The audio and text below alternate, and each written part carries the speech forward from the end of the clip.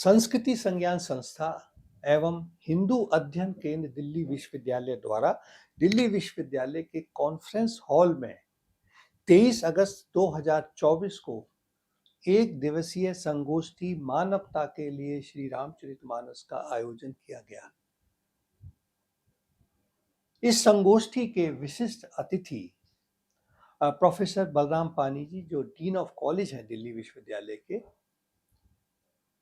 उन्होंने बताया कि दिल्ली विश्वविद्यालय में मुझे बहुत खुशी है कि इस तरह का कार्यक्रम श्री रामचरितमानस के विविध आयामों पर हो रहा है।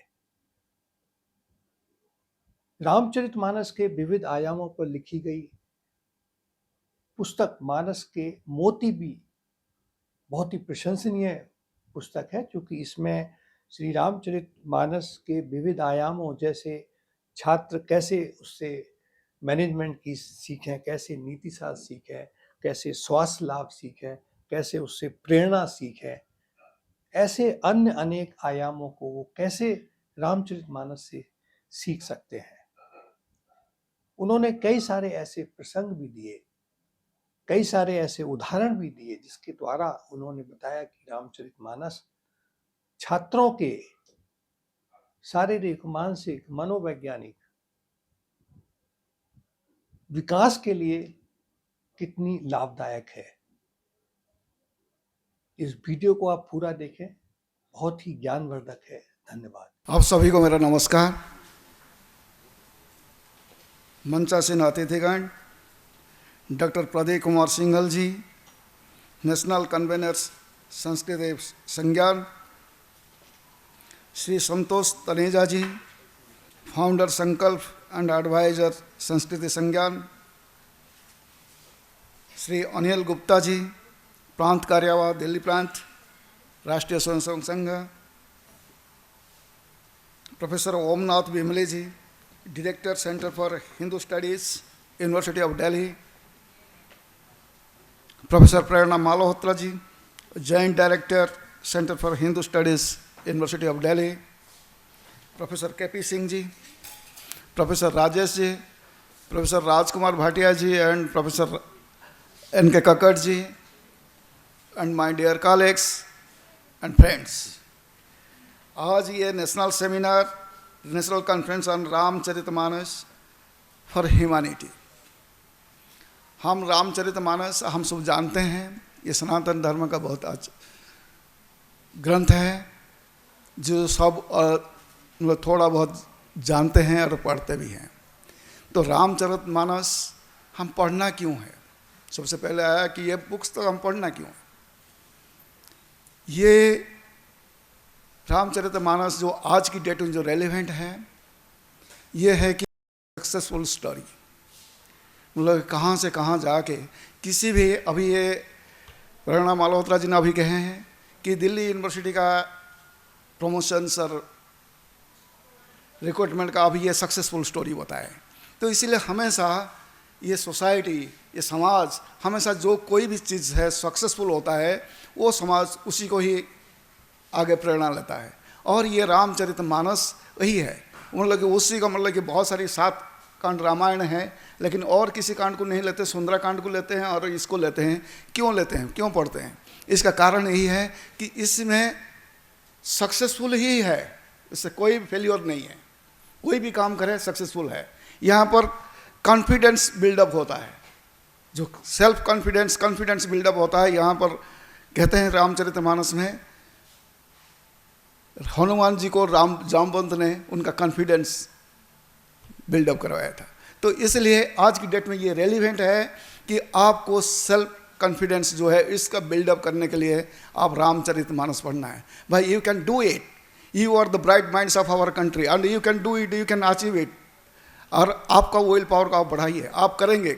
हमने इसे जो विकसित भारत, आज ऑनरेबल प्राइम मिनिस्टर ने कहे हैं कि वो विकसित भारत कैसे करेंगे, आप सब हनुमान जी की तरह हैं, और जो आपका जो मेंटर्स है, आपका शिक्षक वृंद है, ये सारी जामवंत की तरह आपको, आपका जो कॉन्फिडेंस है, जो सोया हुआ है, उसको जागृत कर रहे हैं। और हम 2047 से पहले इसको हम जरूर अचीव करेंगे।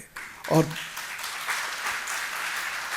और दूसरा इसमें लीडरशिप क्वालिटी, इसमें लीडरशिप क्वालिटी आता है कि कैसे लीडिंग करना है। कोई भी चीज़ आता है, आप यहाँ पर जो कहते हैं, पहले किसी ज़माने में कहते थे कि नेपोलियन कहता था कि मेरा डिक्शनरी में कोई इम्पॉसिबल नहीं है, ये नहीं है। उससे पहले रामचरितमानस में हमारा कहा गया है कोई भी चीज़ इम्पॉसिबल नहीं है।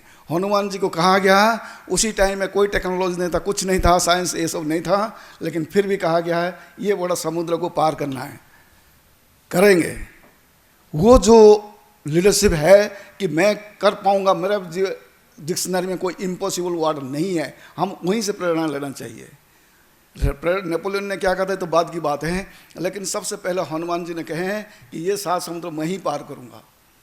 तो वो जो दिया गया है, जो इनका डिक्शनरी इम्पॉसिबल वर्ड था ही नहीं। और उनका जो लीडरशिप क्वालिटी, उनका आप देखिए, जो यहाँ से लंका गए, लंका से जाके सक्सेसफुल होके फिर वापस आए, इसमें क्या था? उनका कमांड था, उनका कम्युनिकेशन स्किल था, और उनका कंपैशन था। वहाँ पर जाके करुणा भाव है, मतलब कि वो वहाँ पर एक एक्सेलेंट सी डिप्लोमेसी दिखाया, और एक एनिमी स्टेट को जाके वहाँ पर सक्सेसफुल होकर रिटर्न करना इतना आसान बात नहीं है। अभी तो आपको ये स्टोरी जैसे लग रहा है, लेकिन उसी टाइम में जो करके आए हैं, उसी का कोई एनिमी स्टेट के अंदर अकेला जाए, अकेला जाके और सक्सेसफुल होके वापस आए, उनको भी क्या कहते हैं, उनको दबा के, मतलब कि जो आंख से आंख मिला के उनको जवाब दे के वापस आए। ये एक्सेलेंट डिप्लोमेसी है, कमांड है, करेज है। आपका मन में ये करेज है, करेज नहीं है तो आप लीडरशिप नहीं है, वो ये सारी है। और उसका बाद वॉज ए गुड मैनेजर, और सारी चीज़ मैनेज किए, राइट टाइम में राइट एक्शन लिए। और आप देखिए जो समुद्र पार हो रहे थे, उसका आपने कहते हैं 2 का साथ एनकाउंटर हुआ, एक ने कहे कि भाई मैं तेरे को खा जाऊंगा, तो लेकिन वो उनका साथ लड़ाई नहीं किए, उनको आप ना इंटेलिजेंसी से उनको कहे कि ठीक है, उसका मुंह में घुस के आ गए वापस और चले गए।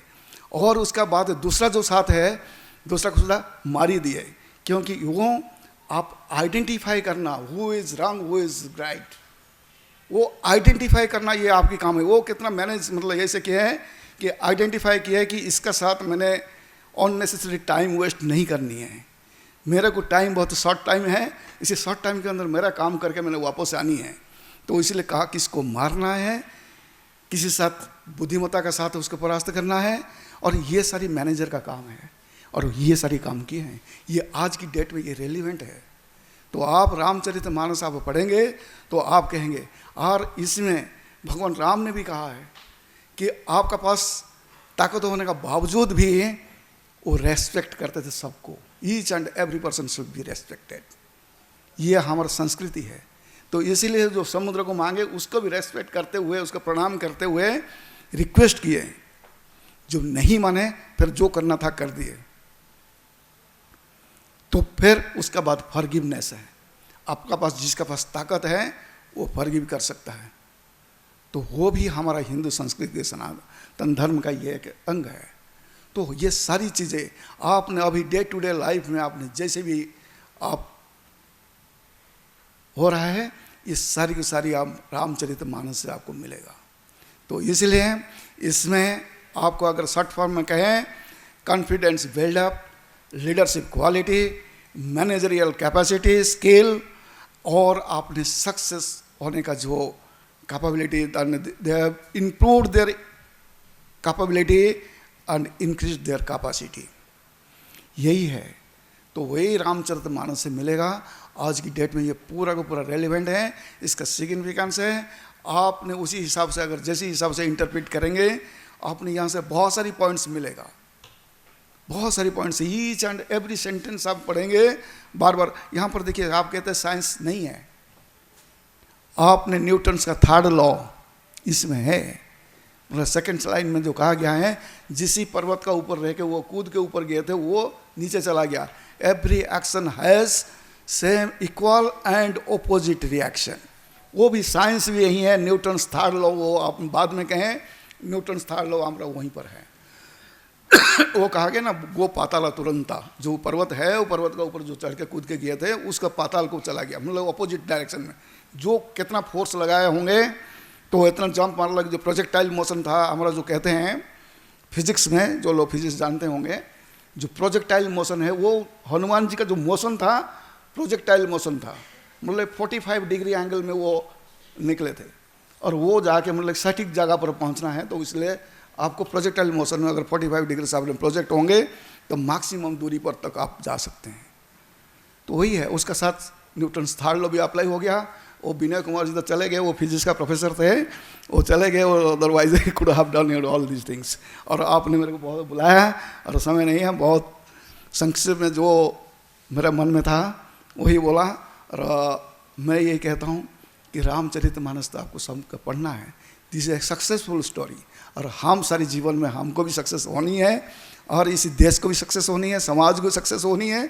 तो इसलिए सक्सेसफुल स्टोरी से कुछ भी प्रेरणा लेके अगर हम आगे बढ़ेंगे, हमारा देश आगे बढ़ेगा, विकसित भारत बनेगा, हमारा स्वप्न साकार होगा। यही शुभकामना के साथ मैं मेरा वाणी का विराम देता हूँ। नमस्कार।